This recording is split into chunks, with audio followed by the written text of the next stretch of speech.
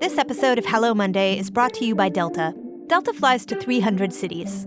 That's 300 cities where people sing in the car, poorly. 300 cities where people miss someone in one of the other 299 cities. And Delta isn't flying to those 300 cities merely to bring us together, but to show us we're not that far apart in the first place. Delta, keep climbing. From the editorial team at LinkedIn, I'm Jessie Hempel, and this is Hello Monday, a show about the changing nature of work and how that work is changing us. This week, I'm sharing another of my favorite episodes of This Is Working. It's a show hosted by LinkedIn's editor-in-chief, Dan Roth. Dan and I, as you probably know, have actually known each other for much of our careers. We worked at Fortune together more than a decade ago. Dan's really great at getting to what matters in a conversation. You'll probably hear it right away. A couple years ago, Dan sat down for a chat with Judd Apatow. That interview became the very first episode of the podcast. In their conversation, they touch on everything from how Judd got his incredibly early start to mentoring the next generation of talent. Judd has a lot to say about how to make yourself indispensable in the room that you're in. He's also got this really insightful thing to say about feedback. You know, it can really hurt a creative process, and sometimes the thing you have to do is just ignore it. You have to believe in your own work. Here's Judd Apatow in conversation with Dan Roth. I think one of the most interesting things about your career is that you've known since you were 10 that this is something you've wanted to do, that comedy is the area you want to be in. That's unusual. Most people don't have that clear of a path at any point in their life, let alone when they're 10. What made you realize that this was something you wanted to do, that you had to do? Well, lucky for me, it wasn't something that I had to come around to. It was just there from such an early age. So, I don't know. I always wanted to be ahead. I think I was nervous as a kid, like nervous to be able to support myself, you know. And that's. You were thinking about that? I think I just felt shaky. You know, I felt like you got to be on your game. You need to find your gift, whatever that is. I was really bad at sports. Always being picked last in gym class, which when you were a kid was a big deal because it happened twice a day. It would happen at lunchtime and it would happen in gym class. So you had this like massive humiliation multiple times a day where you were, you know, treated like lower than everyone. And I think in my head, I thought, I need a thing that I'm better than everybody at. And early on I thought, well, something with entertainment and comedy, and mainly because no one was interested in it. There wasn't a second person watching comedians on The Tonight Show. Now there is because the internet and comedy's become such a giant business. But back then, in the late 70s and early 80s, just no one cared at all. And I like that. I like that I've had found a niche for myself. And then I was always just trying to figure out, all right, what can I do next to make this path happen? And for me, in addition to just watching everything and reading everything, I became a dishwasher at a comedy club just to watch the show. I just wanted to know how it worked. And then I said, how can I meet these people now? And then I started interviewing them for my high school radio station. And it was always about interacting with them and learning more about it. And then I went to college and studied screenwriting and did stand-up. And then, you know, step by step, things happened. When you went to California, you went to USC, you were there for a couple of years, dropped out, and then went hardcore into comedy at that point. And you were doing stand-up. What was your experience having something that you believed that you were going to do, that you thought and had trained to be good at, and then you were surrounded by people who, you talked about this, who were better than you at doing it. What was that experience like? Well, on one hand, I was excited to have found my tribe. I got there and I felt very alone in high school and even in college, but when I entered comedy clubs in the world of comedy, suddenly everyone was like me. It was like I had met the nerd Judd from every high school in America, and we all congregated at these comedy clubs. So that was exciting, just to have friends who could talk about Monty Python sketches. And very early on, I met Paul Feig, who had moved to California from the Midwest, and a lot of people like Steve Higgins, who is the announcer on The Tonight Show, but he's also the producer of Saturday Night Live. And I met all these people when they had moved to town. And I just thought, everybody told me it was going to take a long time. So I didn't have that sense of, I'm behind. I always felt ahead because I started when I was 17. So even when I was 20, 21, I thought, if this all starts working out when I'm 30, it's okay. And it was daunting how good certain people were, because I lived with Adam Sandler, and I was friends with people like David Spade and Rob Schneider, and I would open for Jim Carrey and write some jokes for Jim Carrey, and I felt like, these are supernovas. This is, and you knew, these are going to be the biggest stars in comedy. And with Jim, certainly, you're like, oh, this is going to be the biggest comedian who ever lived. It was, even before it happened, you could feel it. You could feel it, and you didn't feel any pressure yourself to be in that same supernova status? Well, I would have liked to have been that person, but I was a comedy fan, and I certainly had a pretty good sense of where I stood and where other people stood, and I saw that I was maybe more built for writing and directing and helping people.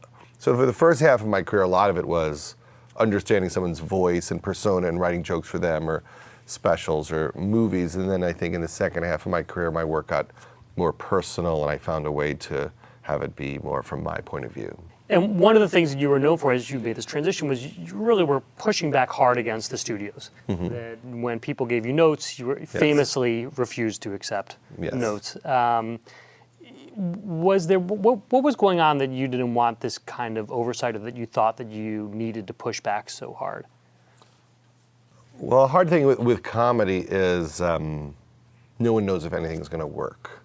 So any conversation about should we do it this way or that way is very abstract, because you could write a script and one person's like, that's going to be the biggest movie ever, and another person could read it and go, that is terrible. No one in the world will ever want to see that. And there's no way to know if either of them are correct, because everything about whether movies are good or bad, or why people go to movies, is an intangible. There's just no way to predict it.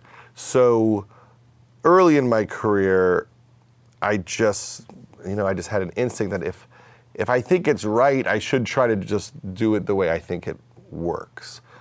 And I remember when I was doing the Ben Stiller show, which was a sketch show for Fox, I went to my manager's partner, who was running In Living Color, and I asked him for advice. And he said, Judd, if you do their notes and they're wrong, and then they don't pick up your pilot, they won't apologize.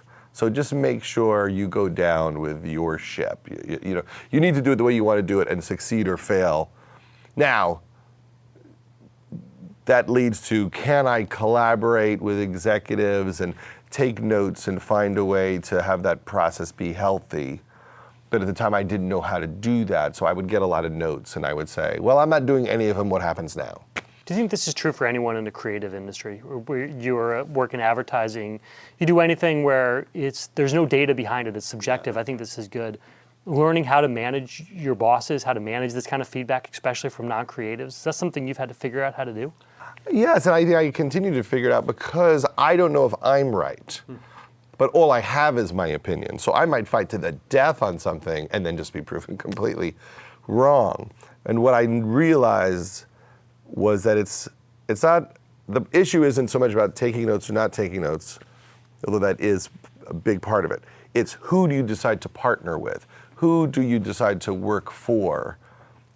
Do you respect those people? Do you think they have great input? I've been working with Universal Studios for about 13 years now, and part of it is because they're really smart and really funny and creative, and they get what I do, so I don't have these problems with them. It's not like we never disagree, but I just feel like we're speaking the same language, so that makes it much easier. I've worked for people where I just go, this person doesn't get it at all. I mean, it's nonsense. And you want to kill yourself the entire time. But slowly I figured out who those people are, and I just avoid them. I've seen Paul Feig has said that has called you a feedback machine. Has talked about the fact that when you finish a movie, you take a 3-hour cut, you give it to everyone who's in your focus group almost, a bunch of people, and you say, give me every note you've got. So clearly you do want some feedback. Yes, I do want the notes. I just want to be in control of whether or not I have to do the notes. And what happens is that early in your career, when you haven't made anybody money, no one trusts your judgment. So if I do Freaks and Geeks and it gets canceled in the middle of the first season, and then I do Undeclared and it gets canceled in the middle of the first season, when I do a series of TV pilots after that, no one thinks I'm going to be correct. And so when we start having disagreements, I lose because I've never made anyone money. And then as soon as some of the movies made money, people backed off a little bit and thought, oh, maybe he has a sense of this thing that he does. And that collaboration got easier. But when I make a movie, I mean, the process is to have the first rough long cut, bring all your friends in and people who aren't your friends and just say, what do you make of this? And then fix it and then do it again with friends and advisors. But you're the one who gets to make the decision. But I get to make the decision, and then I bring it to real people, and then I take 300 people in a mall, and then listen. What are they understanding? What is it communicating the way I want it to? And do that 3 to 5 times. And usually by the end of that process, we've gotten to the best version of the movie. So it isn't so much about me alone in a room or me in a room with executives. The audience is collaborating with us and telling us if this is working properly. You work on so many projects that have incredibly different timelines. You do stand-up comedy where you get instant reaction. You're creating documentaries now. You've got episodic shows and you've got movies. Is there one? Do you do that on purpose to have different projects that take a certain amount of time, or is this? How do you decide what it is that you're going to work on? It's hard because you never know when anything will happen. So I could write a movie, I don't know when I'm going to be happy with the script, and then when I'm happy with the script, I don't know if the actors or actresses I want to be in it are going to be available in the timeline I'd like to do it. So in a way, you have to have a dozen things floating because sometimes you know exactly what you want to do, but then no one else is ready to go. And it seems to have worked out that we make a couple of things a year. Sometimes it's a TV show or a movie or something we produce. But it is very random. I was just about to start making a movie, and at the last second, one of the actresses pulled out, and suddenly I'm free for the next year and a half. And I have to figure out, okay, so now what's my next move since that fell apart? And that happens. One of the reasons why I work with young people who need a break is because they're available. They're not getting another job. So it's not like when I say, let's go, they say, no, I've got 3 years of work lined up. And that actually has made my life much easier. Well, do you have a preference? So would you rather be doing things that are on short time frames so that you are in more control of your schedule, or movies what you think this is all about? I don't really know right now. I'm trying to process how media is working at this time. It used to be you do a TV show and you really felt it affect the culture in a big way. But now there's these ballots for the Emmys I got to fill in, best drama, and there's 260 shows. And so you're not affecting the world like MASH. There's not going to be 110 million people watching your finale. And then in the movie theater, they're not selling as many DVDs, and it's much more difficult to really break through. So do you lean making movies? Do you make movies but for streaming services the way some people are doing? Do you just say TV's hot, I'll stay in TV now? But then sometimes you feel like, I don't know, there's so much TV, does anyone even remember any of it? So I haven't decided how I feel about it, so I'm just doing a bit of everything and seeing what happens. Do you think about how the industry's changing around you? I think about the entities treating creative people well, and that being a rational process, people being supported, people being promoted. It's always good that there's multiple places, that there's competition. That's good for creative people. It's good so creative people can get paid, and that seems to be happening. But I'd like them all to succeed, but also do well by the creative people, because I think network television is a terrible job by creative people. The process of how they make pilots is terrible. There's a lot of interference. They want to control your casting. I've said this before, but it really is making television with a gun to your head, because they look at the ratings and then they say, add a new character. We're gonna cancel you next week. Do they still do that even in an era of Netflix? Oh, absolutely. And I think that's why they have a problem, because if there's an actress I want to be the lead of a show for a network series, I'm forced to bring them 3 actresses, and then the network wants to make the choice. But as soon as I don't make the choice, it's over. Right. Because you have to let people have a pure expression. You don't want it to be watered down because there's different executives with different point of views and everyone won one fight. You like watching The Sopranos because you know David Chase got everything.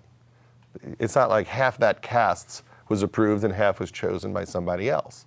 And I think that network television has paid a price for that. If the audience is going to these streaming services, why haven't the networks had to change how they deal with creatives to make sure that they're getting the audience?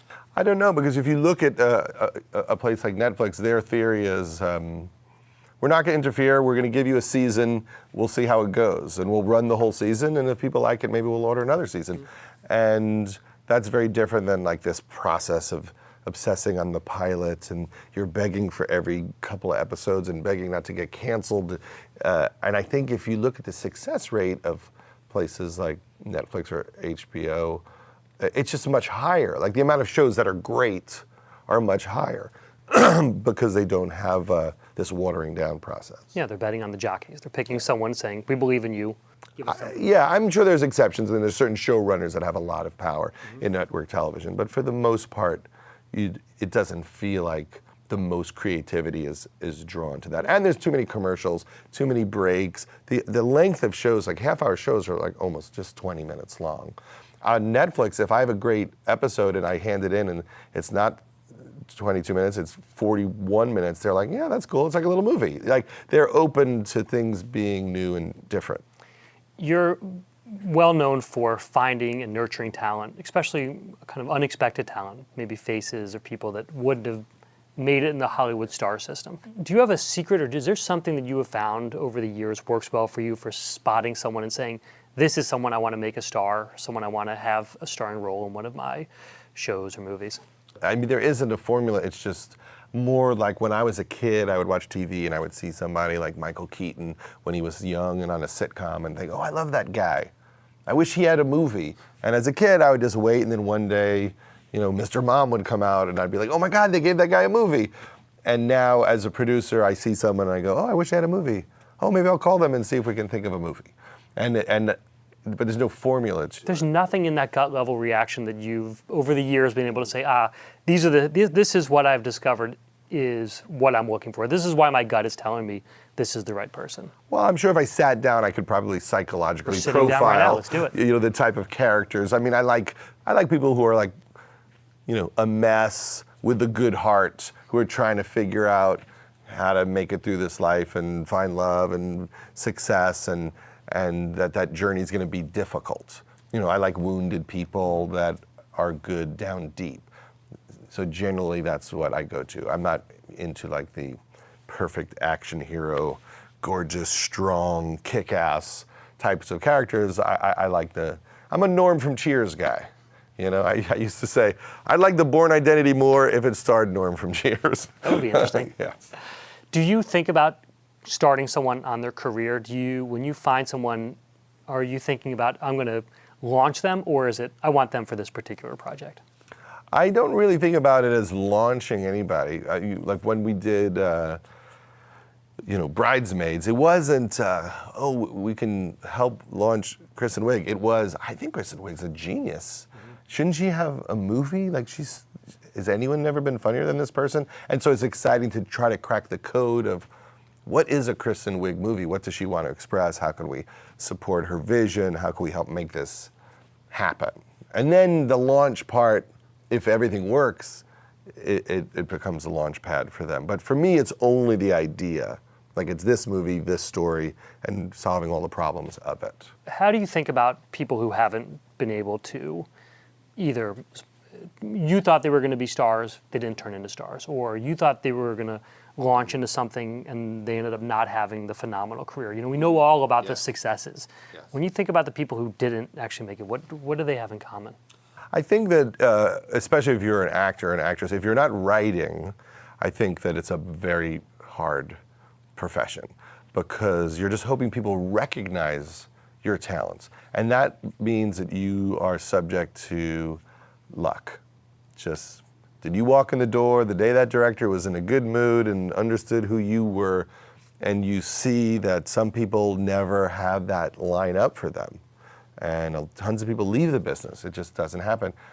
And other people, they just have a moment of, I don't know, magic where they walk in the room and, I don't know, wasn't Sharon Stone like in some tiny little moment in Stardust Memories with Woody Allen, and then he featured her a teeny bit more, and then that's it? Or I think that Cameron Diaz had a very similar type of story where somebody just noticed something. Mm-hmm. But on another day, she could have just been getting a coffee and that person just didn't see her, and it doesn't happen. So that's a big part of it. And so a lot of the people around me who have succeeded in a big way is because I encourage them to write. So John Daly, the lead of Freaks and Geeks, who was 14 when we did that, when he played Sam Ware, he wrote the new Spider-Man.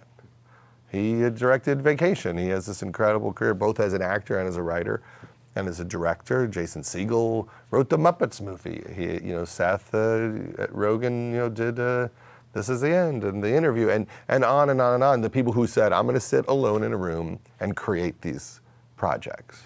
Do you think that's generally true, that this idea that you have to have either, you have to be writing or you have to try to create your own success rather than being around people who are successful and they're going to make you successful? Do you think this is generally true, or is this a particular Hollywood star thing? I think it's true, but you just have to be the type of person that wants to do that. There's some people that just don't want to do that. They don't see themselves as writers or directors or whatever business you're in. They may not see themselves as the leader of the business. They like their piece of it, whatever part of it they're doing.